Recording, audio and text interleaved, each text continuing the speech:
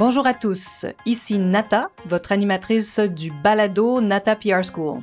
Vous êtes un entrepreneur ou un directeur de marketing et vous êtes sur le point de lancer un nouveau produit ou service? Ou vous vendez vos produits depuis un bon moment déjà, mais vous souhaitez savoir comment augmenter votre visibilité, vous faire connaître et toucher plus de clients? Chez Nata PR, nous traitons tous les jours avec de vrais clients et nous vous enseignons des solutions RP faciles, amusantes et honnêtes. Vous apprendrez ici les étapes simples pour combiner la force des relations publiques aux médias sociaux dès maintenant. Suivez-nous!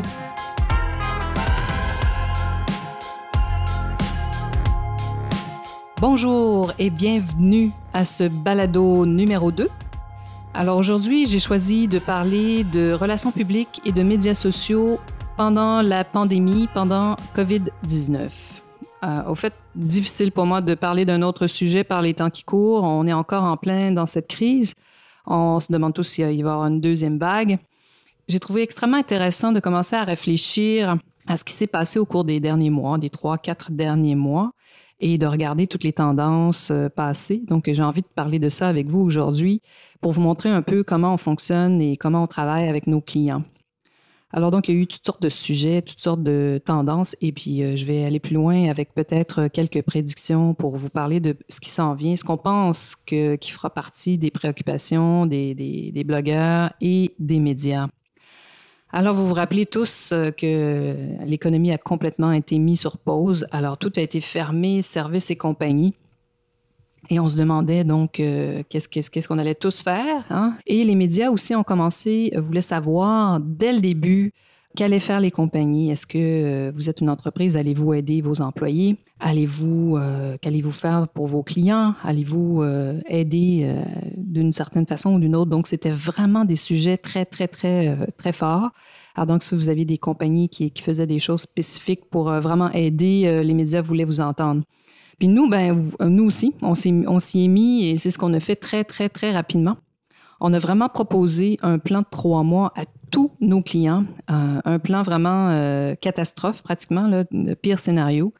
Alors, merci à mon coach, ma coach d'affaires, Chris Blackie, Chris avec un K, K-R-I-S. Et si vous cherchez un coach pour vous accompagner dans votre développement de votre entreprise, pour vraiment mettre en place tout ce qu'il faut pour vous aider à grandir, Chris Blackie est une femme exceptionnelle. Elle peut vraiment vous aider à tous les niveaux de votre entreprise. Alors, je vous invite à la trouver et à aller voir ce qu'elle fait. Elle a aussi un podcast aussi, bien sûr. Alors, qu'est-ce qu'on a fait chez nous, chez Nata? Donc, on a vraiment développé un plan de 3 mois. Heureusement, d'ailleurs, que j'avais fait ça très rapidement. Parce qu'au départ, il faut savoir qu'autour du 10 mars, je suis rentrée de Paris.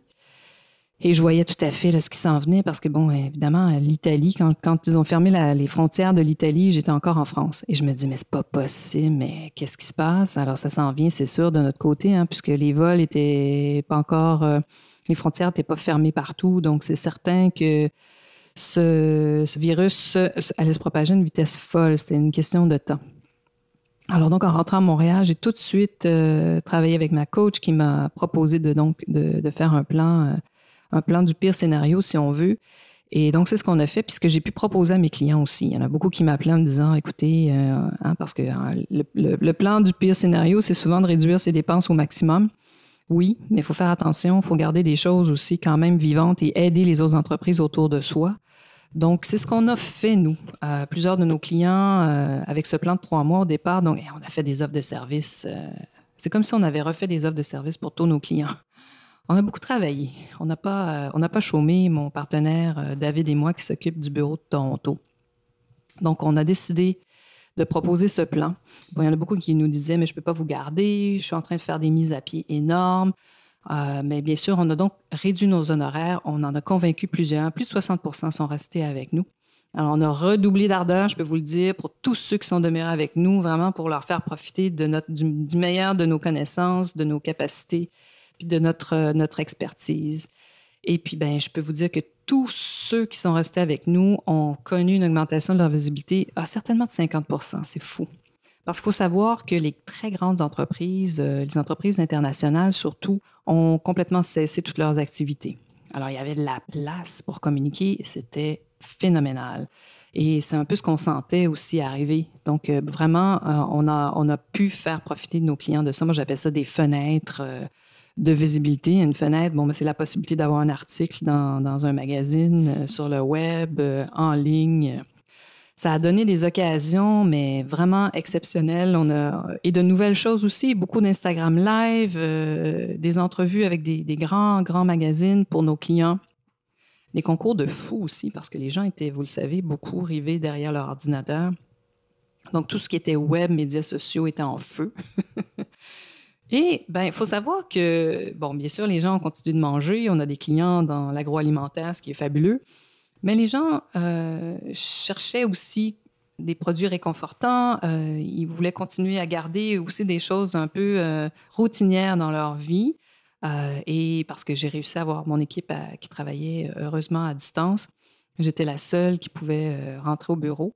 Donc, je marchais dans un quartier très, très couru par les touristes habituellement. Et là, il n'y avait personne. J'étais toute seule et la poste fonctionnait. Merci, mon Dieu. Donc, on a pu faire énormément d'envois et ça a donné des résultats vraiment exceptionnels. On était vraiment heureux de la couverture de presse. Ce qu'on appelle donc la couverture, c'est ça, c'est tous ces articles, toutes ces mentions sur le web. Puis il faut savoir aussi qu'il y avait énormément d'influenceurs qui ont perdu leurs clients puis qui sont restés très, très disponibles. Ils ont aussi aidé nos clients à être visibles sans demander tout le temps des honoraires. Donc, ils ont été extrêmement généreux et bon, ils se connaissent, ces influenceurs. Je les remercie vraiment, vraiment profondément parce qu'ils ont été vraiment disponibles et ils ont fait des choses fabuleuses pour des marques pour lesquelles on travaillait et pour lesquelles on travaille toujours. Voilà. Et bon, donc, c'est ça. Qu'est-ce qu'on fait, cette grande tendance de que font les compagnies pour aider les clients, leurs employés? Ensuite, bon, bien sûr, très rapidement aussi dans les semaines qui ont suivi, même dès le début, on a vu cette tendance. On voulait aider le corps médical. Qu'est-ce que vous faites? Donc, tous ceux qui se sont manifestés très tôt pour dire, voilà, nous, on va aider dans certains marchés, on les appelait nos anges gardiens, les travailleurs de première ligne. Ces gens incroyables qui ont été en contact avec la COVID, avec ce virus qui est quand même mortel pour beaucoup, n'est-ce pas? Donc, ces gens-là, tout à coup, on voulait savoir tout ce qui se passait de ce côté-là et quelles étaient les compagnies qui souhaitaient les aider. Il s'est passé des choses extraordinaires. Pour vous raconter un peu encore ma petite histoire personnelle. Donc, en revenant de France, je savais que c'était assez dramatique. Et là, tout à coup, ils annonçaient qu'ils allaient fermer la frontière canadienne. On a un bureau à Toronto, on a des employés là-bas. Donc, et ma maman profite du fait que j'ai un bureau là-bas, j'ai un appartement, je loue un appartement. Elle y passait l'hiver depuis 2 ans. Mais là, il fallait bien qu'elle rentre parce qu'il demandait, bien sûr, à tous les Canadiens de rentrer.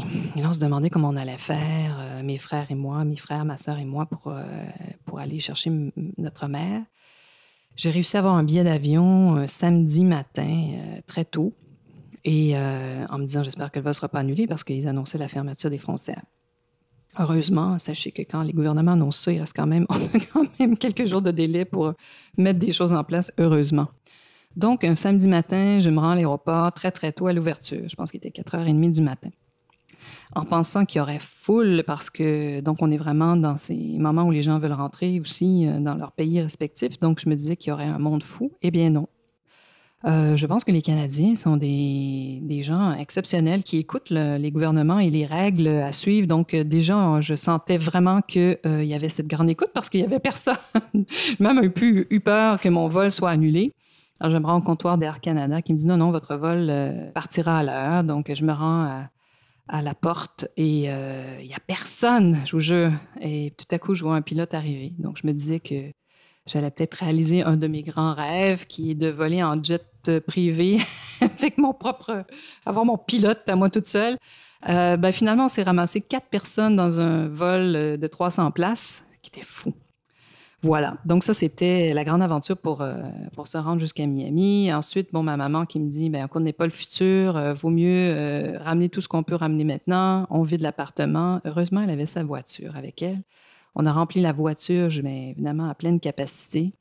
Et on a pris la route le dimanche matin. Et ça, c'était autour du 21-22 mars.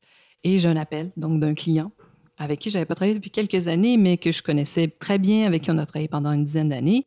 Et c'est Yoga Jeans. Alors, si vous cherchez un jeans le plus confortable au monde, c'est Yoga Jeans qu'il vous faut. Si vous ne les connaissez pas, je vous invite à aller les chercher, à les trouver en ligne. Une marque exceptionnelle, mais aussi avec des dirigeants exceptionnels derrière. Alors, tout de suite, très rapidement, Eric Wazana a levé la main, a dit « Moi, je veux aider le corps médical, j'ai une usine, je peux fabriquer des vêtements pour le corps médical. » Sans avoir là, les outils, tout ça, parce qu'en même temps, il s'est dit « Je vais sauver des emplois pour mes employés. » Vous voyez, hein, le grand cœur. Et puis, ça va me permettre de garder cette usine incroyable, ouverte, et puis d'aider des gens. Donc, ils ont été les premiers, sans même savoir par quel bout ils allaient commencer. Alors, on a eu cette tendance de produire local. Donc, le local, dans certains marchés, les gouvernements se sont même prononcés là-dessus ouvertement. Allez-y, consommez localement. Achetez tout près de vous, le plus près possible aussi, pour tenter de garder vivants tous nos commerces et nos commerçants, nos entreprises. Donc, ça a été fou. On a une visibilité pour Yoga Jeans extraordinaire, une réception, une ouverture là, des médias et des influenceurs incroyables. Donc, on a eu des parutions, des articles comme on n'aurait jamais eu. Très, très rapidement, ils ont réussi à mobiliser plein de gens autour d'eux qui les ont aidés et à aller chercher l'équipement, le matériel. Ils ont même créé des emplois en temps de pandémie, ce qui est assez exceptionnel. Alors, Yoga Jeans, allez voir ce qu'ils font. C'est tout à fait formidable. Donc, vraiment, on a beaucoup vu cette tendance qu'allons-nous faire pour aider nos anges gardiens, le corps médical. Ensuite, bien sûr, consommer local. Ça, c'est une autre tendance qui est là. Est-ce que c'est un mouvement temporaire? Est-ce que c'est une mode? Moi, j'ai l'impression que c'est peut-être une vague de fond qui va rester plus longtemps qu'on pense. Je le souhaite à tout le monde, au fait, parce que je pense que c'est bénéfique pour toutes les entreprises petites et moyennes dont on a besoin, tous. Ça ne veut pas dire d'arrêter d'acheter des grandes marques internationales, mais ça veut dire de regarder puis d'acheter à l'occasion. Moi, je parle de ça avec mon partenaire.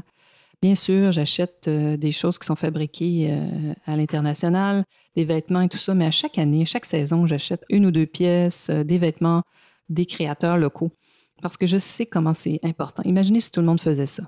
On a des créateurs incroyables qui pourraient très, très bien vivre de leur talent. Alors voilà, j'espère donc que cette tendance-là va se poursuivre, le local. Donc ça, c'était vraiment une grande tendance. Et ensuite, bien évidemment, qu'allez-vous faire pour peut-être changer de vie et tout ça? Ensuite, que ferons-nous cet été? Difficile de voyager, donc un été dans notre cours.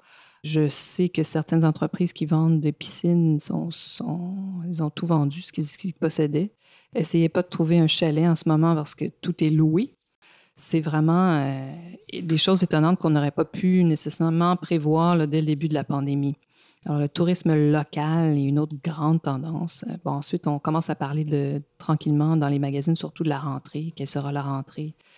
Vous connaissez peut-être toutes ces tactiques RP ou pas. Au fait, chez nous, ce qu'on appelle la tactique du calendrier, c'est ce que c'est au fait, c'est de se coller à l'actualité. Donc, la boîte à lunch, c'est toujours une thématique qui revient tous les ans. On pense aussi qu'il y aura donc la rentrée avec tout ce qui est local. Donc, si vous êtes une entreprise qui vendait des sacs d'école particuliers ou des objets qui servent aux étudiants pour la rentrée, faites-le savoir.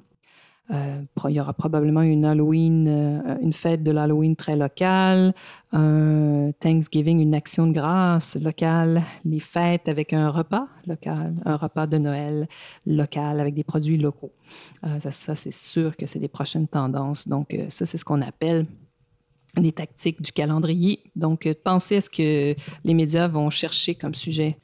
Et ils vont avoir besoin de nouveautés pour raconter de nouvelles histoires. Alors, à vous de trouver ce qui pourrait les intéresser dans ces thématiques-là.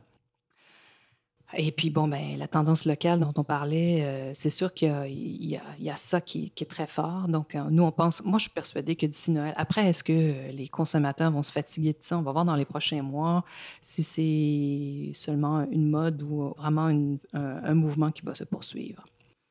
Ensuite, bien sûr, on se réinvente. Je ne sais pas si vous avez certaines statistiques, mais 41%, selon certains sondages, 41% d'entre nous souhaitons changer de vie, changer d'emploi quand la pandémie sera stabilisée, sera sous contrôle. Il y en a plusieurs, on commence à le voir. On voit ça surtout en France. Beaucoup de gens ne veulent plus vivre dans les grandes villes. ont envie de sortir, d'aller vivre dans des villes plus petites, retour à la campagne. Donc, peut-être que 41 %, c'est un chiffre énorme. Bon, avoir envie, c'est une chose, et passer à l'acte en est une autre. Mais j'ai une de mes très, très bonnes amies qui s'appelle Janilène Turcotte. Si vous la cherchez, elle est vraiment une experte. Elle est hypnocoach.ca. Vous allez la trouver. Donc, elle travaille avec des gens. Elle a développé une méthode absolument extraordinaire de transformation extrêmement rapide. Et elle le voit, là, la tendance est très forte de ces gens qui veulent faire le saut, qui veulent vraiment aller changer de vie. Donc, je suis persuadée, moi, si vous êtes un coach et que vous êtes en manque de contrat, c'est parce qu'il faut communiquer davantage sur ce que vous pouvez faire pour aider les gens autour de vous. Alors, il y a de la place pour vous, je vous le jure. Il y a des gens qui vous cherchent. Voilà. Ça va être incroyable dans les prochains mois. Il va se passer beaucoup de choses. Ça ne sera pas ennuyant. Ensuite, on voit de nouvelles choses. Quelles seront les nouvelles entreprises? Il y a des nouvelles compagnies aériennes qui commencent à pointer à l'horizon. Le retour du ciné-parc. On a un client, nous, qui produit du maïs éclaté, du fameux popcorn. Et comme les cinémas ont été fermés pendant longtemps, donc il a fait appel à nous, à nos services pour promouvoir leurs produits, faire parler d'eux. Les influenceurs en ont parlé déjà et on est en plein là-dedans. On va voir qu'est-ce qui va se passer. Mais bon, le retour des ciné-parcs. Qui l'eût cru? Alors ça, c'est une autre tendance. Cuisiner son pain à la maison, cuisiner à la maison est une autre tendance très, très forte. Et bon, j'ai vu aussi dans Shape Magazine, aujourd'hui, justement, le thème était, vous avez ces peurs de retourner dans la société après qu'on a été enfermé si longtemps.